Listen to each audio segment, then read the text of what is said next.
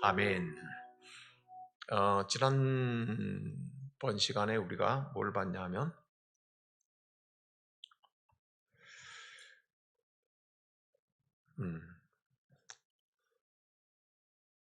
아브라함이 기근을 만나죠. 가나안에 도착하자마자. 근데 이 기근이 결과적으로는 아브라함을 부자로 만들죠. 근데 그 부자를 만드는 데는 하나님께서 아, 개입하시죠. 네.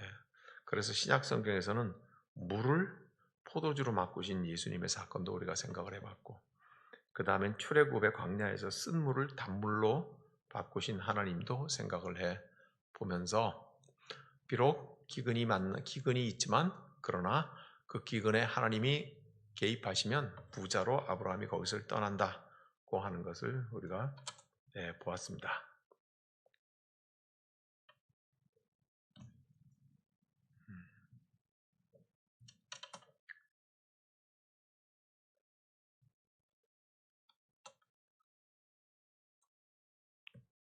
새로운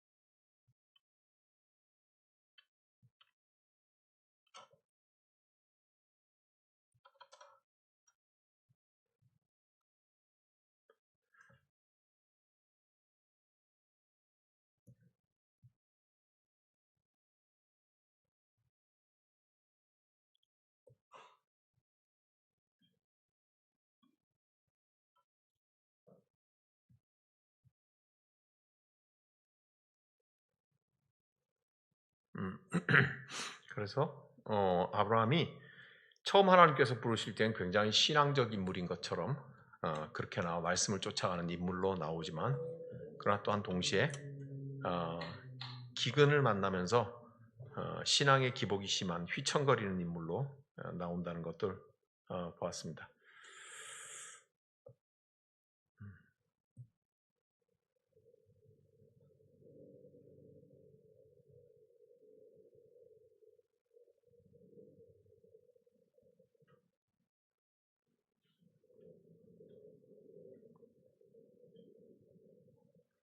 노트 위에 노트가 더 있으면 이거 어떻게 펼쳐야 되지?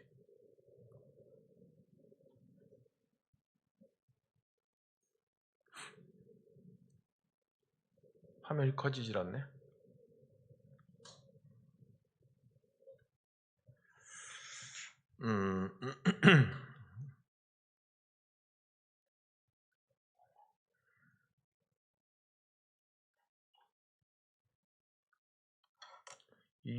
이 중에 화면을 어떻게 줄여야지?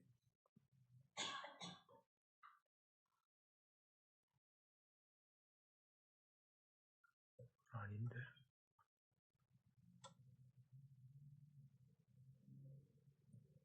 이게 살림장만한 게 같다. 별로 도움이 못 되네.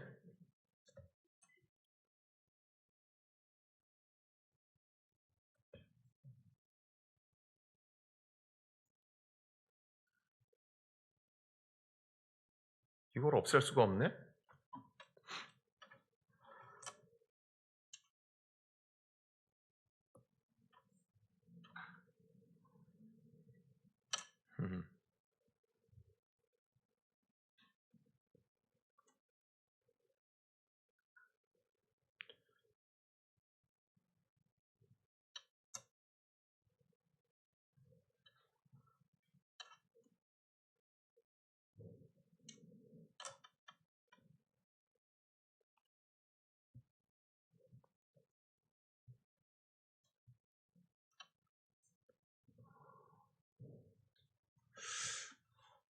이거를 겉에 표지를 어떻게 없애야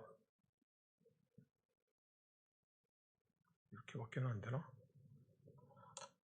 네. 그죠?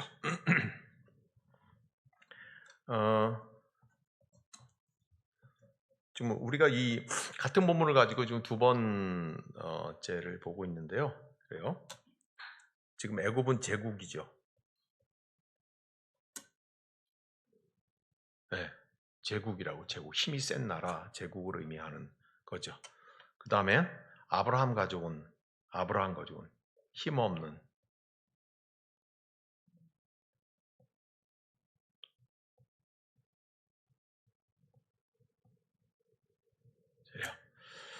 이게 지금 이건 싸운다는 뜻이에요. 사실 시합이 안 되는 거죠. 게임이 안 되는 거죠. 제국에는요 힘이 있죠.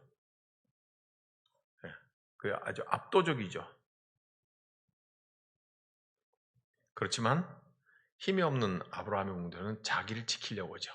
내가 누군가 하는 정체성을 지키려고 애를 쓰죠. 근데 이게 기본적으로 갖다 시합이 안 되는 거잖아요. 거기에 지금 하나님께서 등장하시죠. 이렇게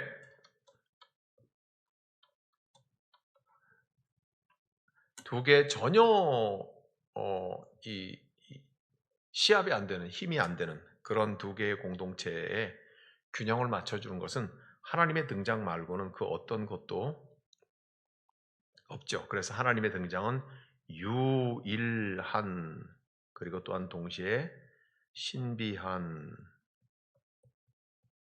힘이죠. 그래서 이 제국의 힘과 힘없는 공동체의 힘은 하나님의 신비한 힘으로, 그리고 하나님만이 하실 수 있는 유일한 힘으로, 그래서 지금 균형을 이루는 게 지금 아브라함이 애굽에 내려가서 아내를 빼앗기고 뭐 하는 이 과정을 전체를 보는 거죠. 자, 이 세계에서 우리는 한번 또 요약을 해봅니다. 첫 번째는 뭐냐면요,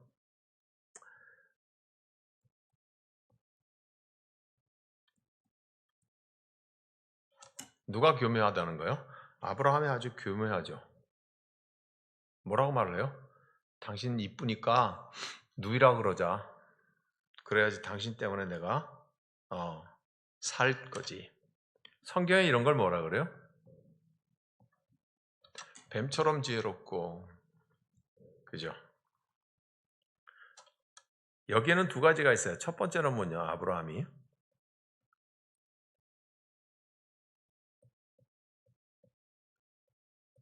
상황을 빨리 파악해요. 여기 지금 보니까 지금 우리가 내가 이런 어려움을 당했구나 하는 것을 빨리 파악하는 능력이 있어요. 두 번째는 뭐예요?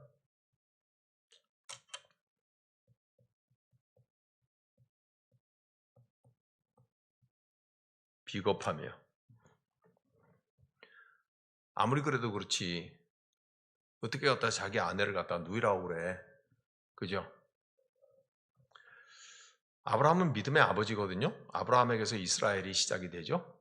이스라엘을 시작 성경으로 바꾸면, 교회라고 바꾸면 이해가 쉽다고 했죠. 아브라함을 교회의 원래 모습이라고 한번 생각해 보세요. 이스라엘의 모습이니까요. 이 땅의 교회가 뱀같이 지혜롭고 비둘기같이 순결을 해야 될 필요가 있죠. 주님 그렇게 말씀하셨죠. 근데 그 뱀같이 지혜롭다고 하는 말이, 우선 첫 번째는 교회가 이 땅에서 세워져서 그러면서 아우 돈이 최고네. 아유 일단 우리가 살아야지. 아유 일단 갔다가 우리가 먼저 안전해야 되지. 우리가 먼저지. 교회가 상황을 빨리 파악해. 아브라함이 그랬던 것처럼. 그러고 나서는요, 살기 위해서는 비겁한 것도 서슴없이 해요. 네, 오늘 굉장히 짧게 할 건데요. 애굽에 내려간 아브라함의 첫 번째는 교묘함이에요. 교묘하다는 얘기는요, 비겁하다는 뜻도 포함되고요, 재빠르다는 뜻도 표현되고요, 네, 아주 민첩하고 총명하다는 뜻도 포함되고 다 포함돼요. 교묘하다는 것은, 그죠? 그래서 첫 번째는 상황을 빨리 파악해요. 그 다음에 두 번째는요, 비겁하더라도 살아요.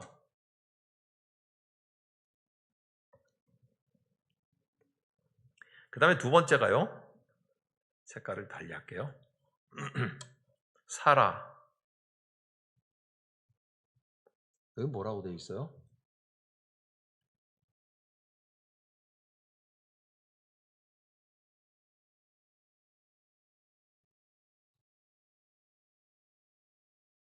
사례라고 되어 있어요. 그죠? 네.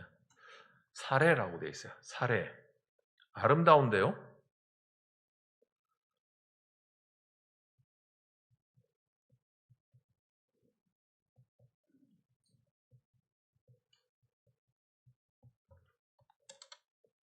사례가 아름다운데 노년인데도 아름다워. 틀림없이 지금 나이가 많잖아. 아브라함 75세 부름 받았으니까. 그죠?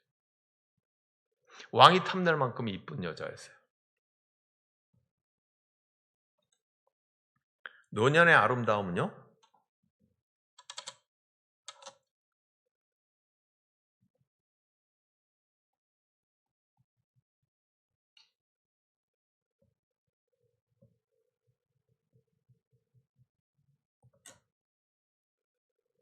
제국이 탐을 내는 자산이에요. 여러분 생각해 보세요. 지금 뭘 생각하고 있냐 하면 교회라고 생각을 하는 거거든요. 이 땅의 교회가 뱀처럼 지혜롭고 비둘기처럼 순결하다는 말을 뒤틀면은요, 재빠르게 세상 분위기 파악하고 두 번째, 살아남기 위해서 비겁한도 서슴지 않고 해요.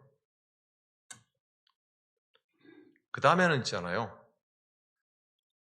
재산도 늘리고 숫자도 늘리고 뭔가 소유한 게 많잖아요. 그래서 제가 자산이라고 표현했거든요. 자산, 이거 뭐 사람도 포함이 되는 거고요, 재물도 포함이 되는 거고요. 이거 사람과 재물이 합쳐지면 뭐가 돼요? 힘이 되죠. 힘이 제도권 안에 법적으로 힘을 얻는 걸 뭐라 그래요? 권력이라 그래요. 그죠? 세상은 뭐예요? 제국. 요게 탐을 내요. 탐을 내요. 제국이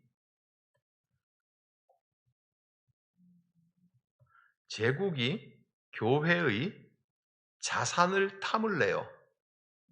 교회 안에 있는 사람과 교회 안에 있는 재물이 힘이 된다는 거를 세상은 너무 잘 알아요. 그러니까 세상은, 제국은 교회가 가지고 있는 자산, 즉 사람과 재물의 힘을 손잡자고 그래요. 그게 바로 권력이에요, 권력. 사라는 흉년을 피해서 도망쳐 내려온 피난민의 한 여자예요, 그죠? 근데 그 여인에게 뭐가 있어요? 아름다움이 있어요. 이뻐요. 그러니까 바로 왕은, 즉 힘센 나라는 그 사라의 아름다움을 소유하고 싶은 거예요.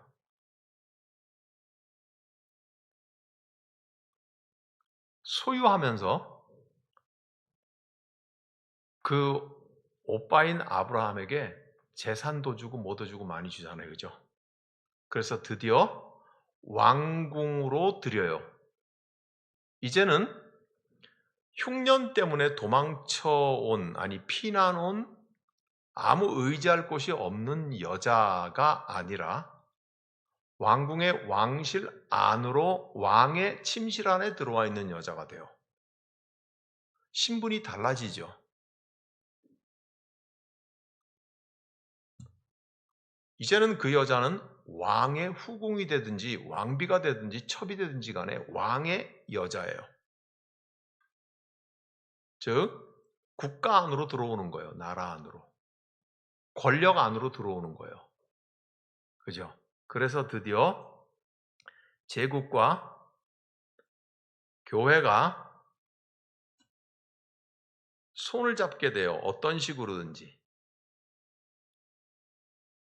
그게 권력이에요. 오늘 이 아브라함과 사라의 모습 속에서 오늘 이 시대뿐만이 아니라 지난 2000년 동안 교회의 역사 속에서 해왔던 그 흐름이 그대로 다 이 속에 녹아 있는 것을 봐요. 보세요. 아브라함과 사라는 부부였죠. 일심동체죠. 네. 그러니까 하나로 보자고요. 그 하나 뭘로 봐요? 이스라엘로 보자고. 이스라엘. 이스라엘은 뭘로 봐야지 된다고요? 교회로 봐야 된다고요. 그러니까 아브라함 부부는 불임의 부부였는데 하나님의 말씀으로 불러내세요. 교회는 저와 여러분이 이전에 세상 가운데 죽을 수밖에, 죄로 인해 죽을 수밖에 없는 사람들이에요. 이거 불임을 설명한 거예요. 죽을 수밖에 없는 자들을 하나님께서 우리를 불러내셨어요.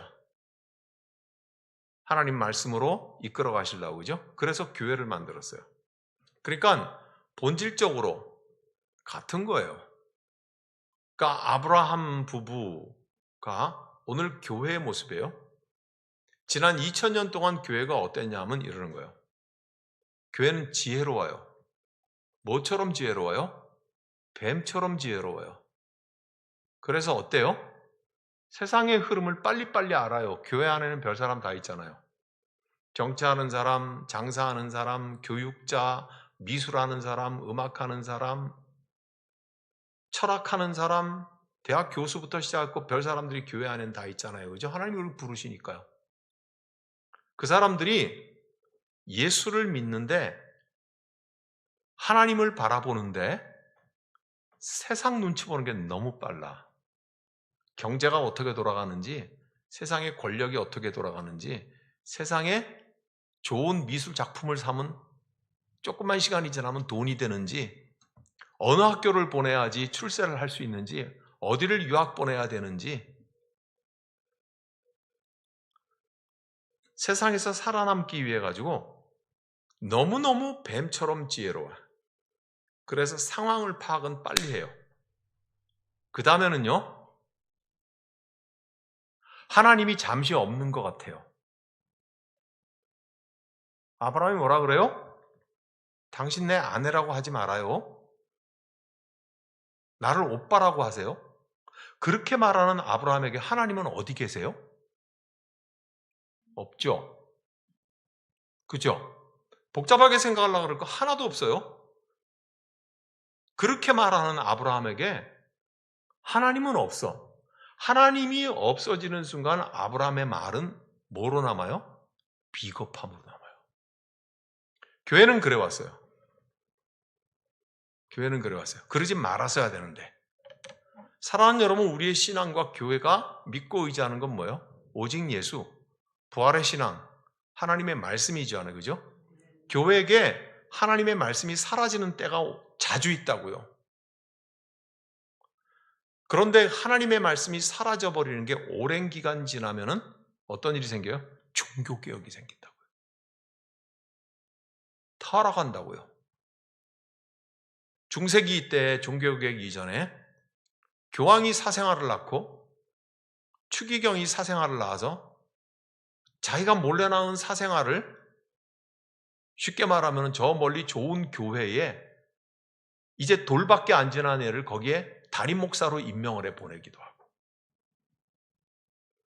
이런 일들이 부지기로 많이 일어나는 거죠. 그죠? 하나님이 없는 시절이 오래 가면은요, 교회가 썩죠. 그죠? 예. 지금 아브라함 부부가 보여주는 그 첫 번째 모습은 뭐예요?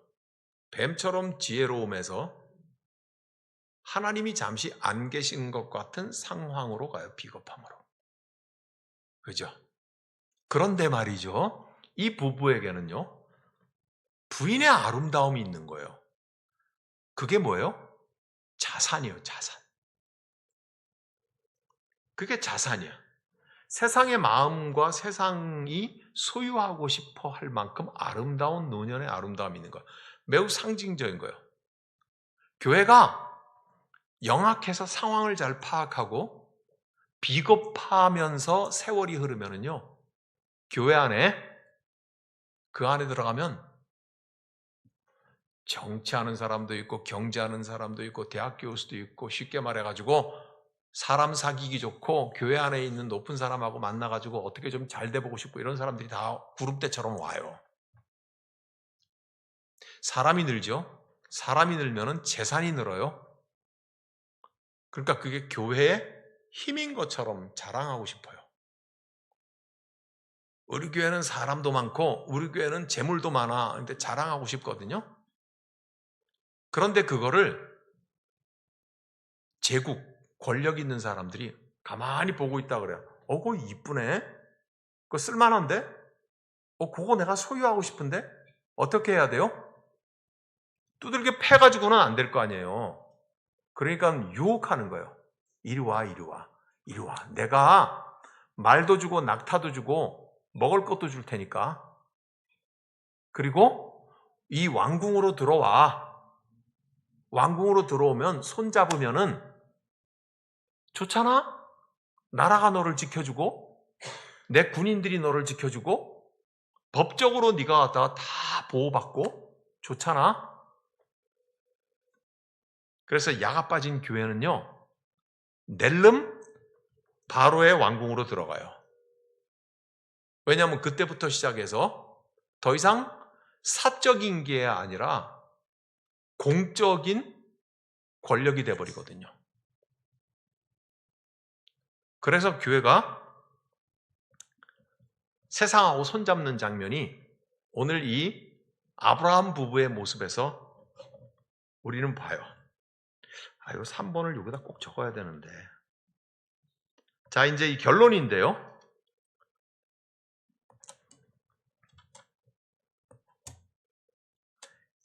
애굽 왕이니까 바로죠, 그죠?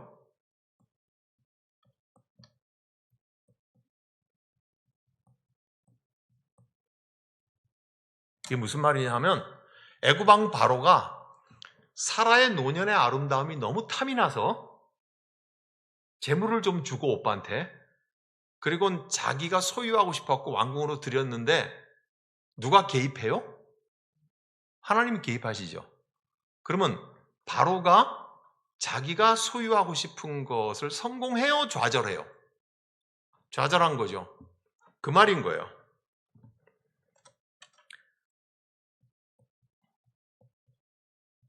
욕망이 좌절당하잖아요. 이건 어떻게 하고 싶은 거예요? 교회를 소유하고 싶었는 거예요. 애굽 왕 바로가 자기 속에 모조리 다 소유하고 싶었는 거예요. 그죠? 이 소유하고 싶었는데 그걸 어떻게 했어요? 돈을 주고 아브라함에게 재물을 주고, 그리고는 왕궁으로, 예? 권력으로 불러냈잖아요. 그죠? 오늘 말이죠. 이 교회를 광장으로 세상은 불러내고 싶고 하고요. 은밀한 거래를 위해서 밀실로 불러요. 이 밀실은 뭐예요? 왕의 침실이에요. 네. 왕의 침실에서 일어나는 일은 누가 알아요? 은밀한 거래예요. 그리고는 뭐라고 해요? 광장으로 불러내는 건, 이건 뭘 말하는 거예요? 명예. 예. 와. 이리 와. 국가와 손을 잡아. 나라와 손을 잡아.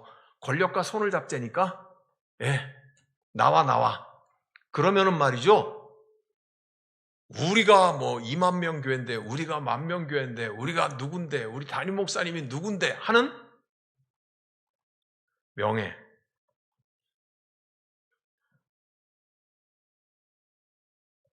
그리고는 은밀한 거래. 이거를 통해서 애구방, 즉 세상은 교회를 소유하고 싶어 해요. 그런데 하나님이 개입하시니, 하나님 개입하신 뭐예요? 그 욕망은 좌절돼요. 세상이 재물과 권력을 가지고 교회에게 야, 재물도 있고 여기 오면은 권력도 있으니까 우리하고 손을 잡아 하는 것은 나라가 교회를 소유하는 거예요? 교회가 나라를 소유하는 거예요? 나라가 교회를 소유하는 거잖아요. 그죠? 나라가 교회를 소유하는 일에는 항상 그 욕망은 좌절돼. 누구 때문에요? 하나님 때문에요. 근데 꽤가 많은 교회는요, 비겁한 교회는요, 나라하고 같아질 수 있다고 생각하고 나라하고 손을 잡으려고 그래요. 권력하고 손을 잡으려고 그래요. 네. 하나님께서는 욕망을 좌절시키시는 분이시죠. 그리고는 아브라함이 정신을 차리지 않겠어요? 왜냐하면 애구방이 그러잖아요. 너 왜 네 와이프를 와이프라고 안 그랬어? 네 아내를 처음부터 아내라고 그랬으면은 내가 이렇게 낭패를 맛보지 않았을 거야. 부끄럽죠, 아브라함이 이 말을 들을 때. 그죠? 예? 그냥 요새 젊은 사람들만 한없이 쪽팔리지 않겠어요? 그죠? 예?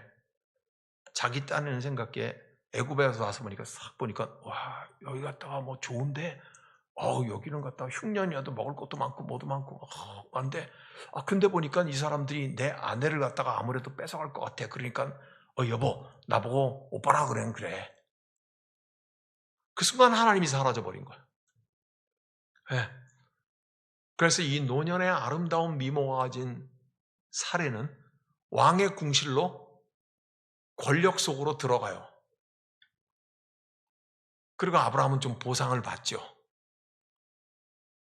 이렇게 교회는 가늠하듯이 세상과 손을 잡아요. 네. 여러분 창세기 12장 앞부분에서 아브라함이 무엇을 따라갔다고 돼 있어요? 하나님의 말씀을 따라갔다고 돼 있잖아요. 그죠? 그죠?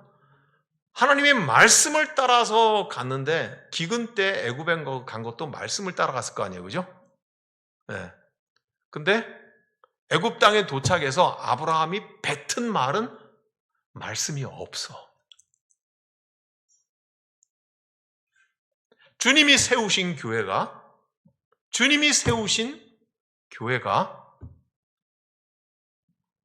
세상에 적응하느라고 세상의 좋은 것에 눈이 돌아가니까 말씀이 없어. 말씀이 육신이 되어 누구예요? 예수님이죠. 말씀이 없다는 얘기는요. 십자가도 잊어버리고 주의 부활도 믿지 못하겠는 거야. 당장의 세상 권력이 내 울타리 될 것 같은 거야. 당장의 세상의 명예가 나를 높여줄 것 같은 거예요. 그러니까 예수님이 십자가에서 죄인의 취급을 받으시면서 십자가에 못 박혀 죽으시고 죽은 자 가운데서 부활하시고 난 싫은 거야 그게. 교회는 그게 싫은 거예요. 말씀이 없으니까 예수 따라가는 게 싫지. 그렇죠? 거듭 제가 말씀드려야죠. 여기를 보니까는 좀 험한 동네 같아. 여보, 나보고 오빠라 그래. 남편이라 그러지 말고 하는 순간 뭐예요? 그 말 속에 하나님이 어디 있어? 그 말 속에 말씀이 어디 있어? 아브라함 자기의 음성만 있지 하나님의 음성은 없잖아요. 그죠? 교회가 잘못되면 그렇다고요. 아브라함은 이스라엘이고 이스라엘은 교회니까요. 네. 오늘 창세기 12장이 우리에게 보여주는 것은 이 문제예요. 즉 애굽의 바로 왕은 사라를 소유하고 싶지만 하나님께서 개입하셔서 좌절된 욕망이죠. 즉 세상도 교회를 탐이 나서 이용해 먹고 싶지만 소유하고 싶지만 세상은 교회를 소유할 수 없어요. 아무도 보지 않는 곳에서 은밀한 밀실에서 우리 손잡으면 되잖아. 에? 어이 아무개 목사 당신 교회 교인 많잖아. 이리 와. 이리 오면은 조금만 기다려면 당신 국회의원도 시켜줄지 모르고 장관도 될지도 모르고 당신 교회 하는데 뭐 불법을 하더라도 갖다가 다 권력으로 눈 감아주고 다 할 테니까. 은밀한 거래. 어두움 속에서 은밀하게 거래는 해놓고 서로 된 거지? 약속한 거지? 우리 권력으로 들어올 거지? 들어오기로 다 짜고는 그 다음에는 어떻게 얘기해요?